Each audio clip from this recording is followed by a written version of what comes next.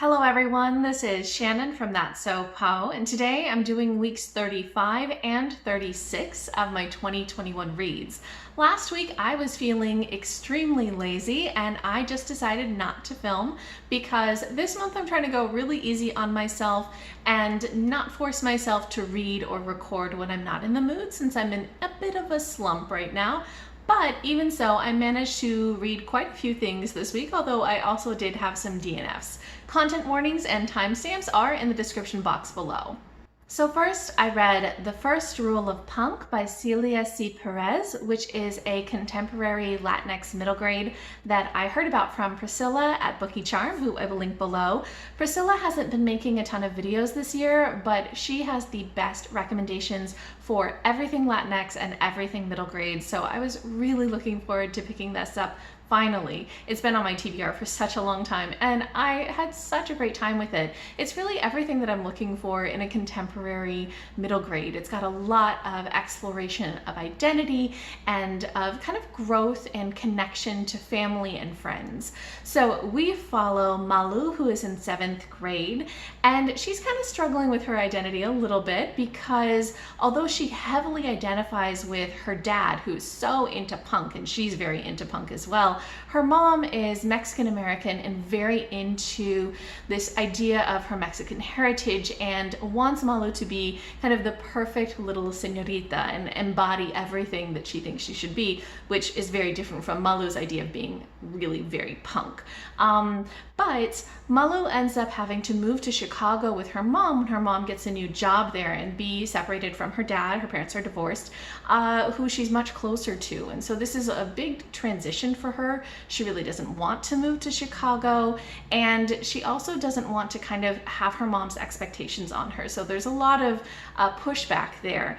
But she finds when she moves to Chicago that she makes a couple of new friends and they decide to kind of start a punk band together, and it is so very neat. There's a lot of really interesting things going on in this, especially in between the chapters there are these zines that Malu makes. So a zine is kind of like a homemade magazine, and so throughout the story there are all of these illustrations of these zines that she's making that kind of show her thoughts and her emotions and what she wants to say, and it's just such a great expression.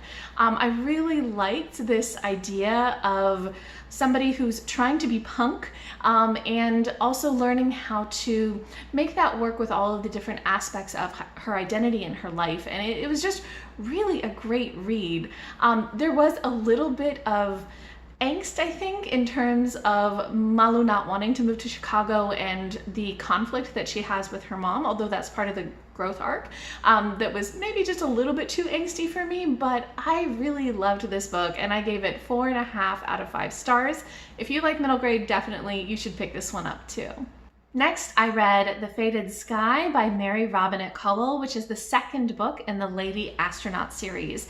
This is an alternate history science fiction series that takes place in the 50s, 60s, where a meteorite has hit the Earth and has really changed the climate such that the world is going to warm up so much that humanity won't really be able to survive. And so that accelerates the kind of space race and really builds a coalition across all of the different nations as they're trying to work on getting out to space so that humanity has a chance.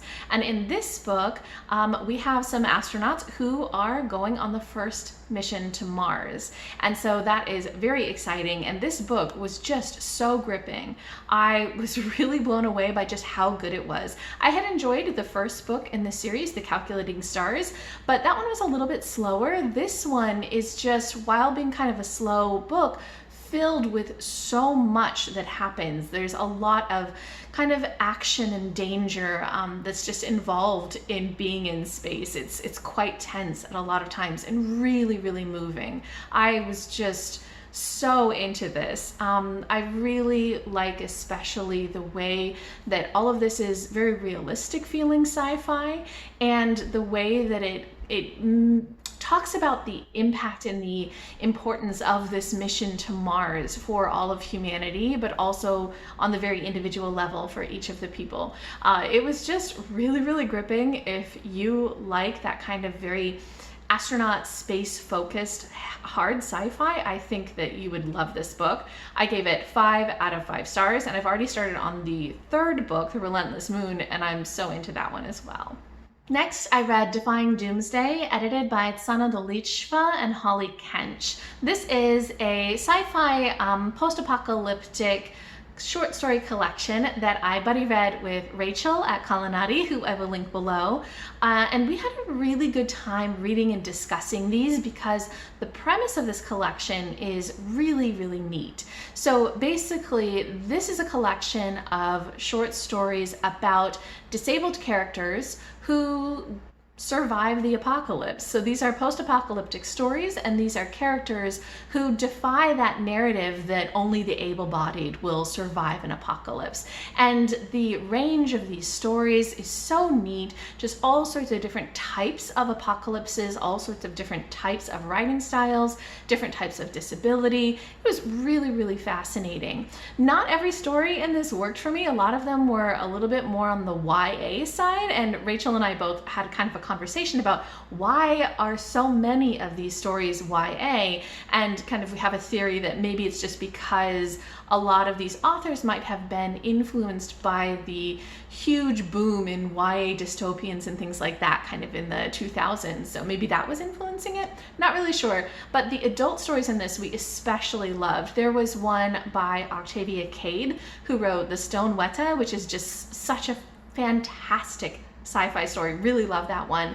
And she's kind of cementing herself as just one of the best sci-fi authors that I've been reading recently, and I definitely want to check out more of her work. Loved her short story in this, and so many of them were just really, really, really fascinating and well written.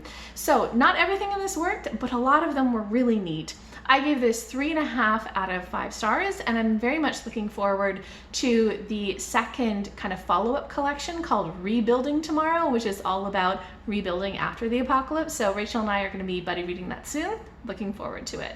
Next, I read quite a few graphic works, starting with Spy X Family by Tatsuya Endo, translated by Casey Lowe. This is just such a great manga series. This is the 5th volume and my favorite so far. I just loved it. This series is kind of set in this Cold War style world where we have spies from East and West Berlin, and we follow a spy, Twilight, who has to infiltrate a very elite academy, and to do so he has to get a fake wife and a fake daughter. But what he doesn't know is that his fake wife is actually an assassin and his fake daughter is actually a telepath. And this is just the most ridiculous, absurd, funny, really heartwarming series. It's just so much fun.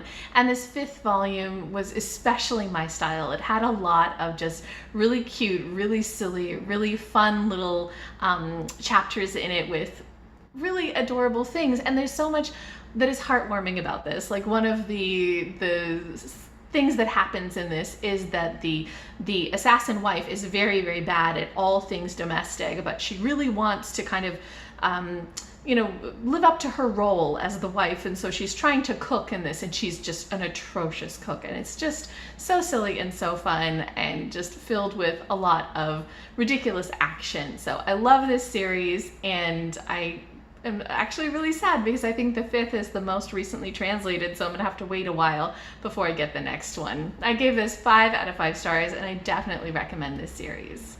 Another book that I read this week in a series I absolutely love is the Tea Dragon Tapestry by Kay O'Neill. This is the 3rd book, I think, in the Tea Dragon series, and it's just the sweetest series. I had actually forgotten that this book was already out, but Rachel at Kalanadi talked about this in a recent wrap-up, and I realized, oh wait, I haven't borrowed that book yet. So it was immediately available from my library, so I borrowed it and read it, and it was just as wonderful as I would expect.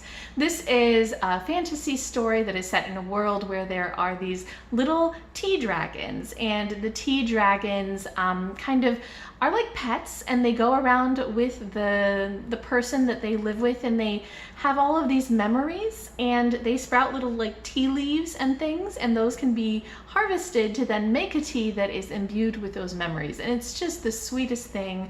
And this volume in particular focuses on a little girl who is a blacksmith, and she's trying to figure out where she wants to go with her career. She also has a tea dragon that she is taking care of, who had a previous person that it was with, but that person passed away, and the tea dragon is kind of grieving. And so this book was just filled with all of these lovely explorations of grief and of future and of self, and it was just so beautifully illustrated, such gorgeous colors. I 100% loved this book. I gave it 5 out of 5 stars, highly recommend. And then, because it was also immediately available from my library, I borrowed Dewdrop by Kay O'Neill. This is a different series entirely, but it's just as sweet. Love the illustrations and love just so much about it. So this is a story, I would say maybe a children's book, like an older children's book, but younger than middle grade, that is about a little axolotl who is prepping for kind of a sports day and helping out his friends. And each of the friends is trying to do something. There's a turtle who wants to compete in a strength competition, different friends. And this is all about supporting them and being a good friend and cheering people on. And it's just so heartwarming, and the illustrations are absolutely gorgeous. Just really exactly what I love in a picture book. So I gave this 5 out of 5 stars. Then I picked up a couple of picture books that I heard about from Becca at Read Becca, who I will link below. Becca, I absolutely love her reading taste, and she's one of the few other booktubers that I hear consistently talking about picture books. And if you guys have been following me, you know that I really love picture books. So the first picture book that I picked up that she talked about was When We Went Wild by Isabella Tree, illustrated by Alira T. And this is the kind of fictionalized version of a British couple who decide to let their farm kind of rewild. So they're finding that trying to run their farm is kind of industrial with all the chemicals and everything like that is just not working. They're not being able to pay their bills, and all their animals are unhappy, and their land is awful. So they decide to let things rewild, and it allows everything to kind of grow back to nature, and the animals are happier. So I think that there's a lot of really cool things about this story, but it was a little bit too simplistic for me, and very heavy-handed in the messaging. Like before the rewilding, all of the animals have big frowny faces, and after the rewilding, they all have like huge smiley faces, and they're leaping about. It's just a little simplistic, but I do also kind of like the messaging, and the art style was nice. So I gave this 3 out of 5 stars. The other picture book was Zonia's Rainforest by Juana Martinez Neal, and this one is really neat. So this is the story of a little girl who is part of an indigenous tribe in, I believe, Brazil, and is kind of exploring, saying hi to her friends. It's just very sweet and has some kind of themes of ecological stewardship as well. I love the art style. I've read a couple of other picture books illustrated by Juana Martinez Neal, and she is just fantastic. It's a very beautiful, unique style. So I had such a fun time reading this. Maybe I could have dealt with a little bit more depth, but it was still very good. So I gave it 4 out of 5 stars. And then I had a couple of DNFs, beginning with Ayoade on Top by Richard Ayoade. Ayoade is a comedian, a British comedian that I really enjoy seeing on panel shows and things like that. I loved him in the IT crowd, so I thought this would be a fun book to pick up. It's kind of a nonfiction essay collection analysis of the movie View from the Top, which is just like a rom-com from the 2000s. And I thought that this would be fun, but actually I think while I like Ayoade's humor when he's in person, I don't think I like his writing style so much. So I got through 10% of this, and then I realized it just really wasn't working for me. The writing style was very, very convoluted. I mean, intentionally so. You know, that's where he's putting in his humor, is by being overly convoluted in his writing, and just really bitingly snarky, just maybe a little bit too much for me. So it just wasn't so much my style, but I think that there's probably just plenty of people who will find it very funny. I do like him as a comedian, but just maybe his writing is not for me. And the other book that I DNF'd was Come Tumbling Down by Seanan McGuire. This is the 5th novella in the Wayward Children series, which is kind of a bunch of portal fantasies. And this one was just not so much my style, even though I have liked a lot of the books in this series before. So basically, this series follows a school where a lot of children go after they go to a portal world and then come back home to Earth, and they kind of miss their portal worlds. And each novella will follow some different of these children. So follow somebody, either their backstory or as they go on kind of an adventure, a quest. I really like the ones that have been backstories. Those ones tend to be a little bit slower, a little bit more atmospheric, more contemplative, but the ones that are on quests are less my style, and this is very much a quest heavy one. So it's got a lot of action, thing after thing after thing happening, and this one in particular felt a little clumsy to me. It had a lot of, I don't know what to call it, things that felt very artificial, situations and interactions and conversations that just didn't feel like they flowed well. So especially things like one of the characters is constantly lecturing other characters on things, and it feels like really it's the reader who's getting lectured on things. There's also, the kids are sometimes, despite having gone to their own portal worlds, in this book they go to one of the characters, Jack, to her portal world, and they're constantly like, but we can't possibly do this. And Jack is like, yeah, but in my world we can, and I've explained this to you like 5 times before. And that happens over and over again, and it just gets very annoying. So this book is okay, but I just didn't want to finish it. So I got through 71%, and there was a scene where, again, there was a lecture scene, and I just was not into it. So I think that this is a fine book, but I didn't have the patience to get through it, and I was reading this mainly to evaluate it for the Hugo novella category, and this is definitely not going to be top of my list, so I decided it was fine, I would just let it go, so I DNF'd it. Okay, so that is everything that I read and DNF'd over the past couple of weeks. Hopefully I will be in the mood to read more and maybe make some more videos, but we'll see. I'm just gonna take it as it goes. If you guys have read any of these, if you have any thoughts, anything at all, go ahead and leave me a comment down below.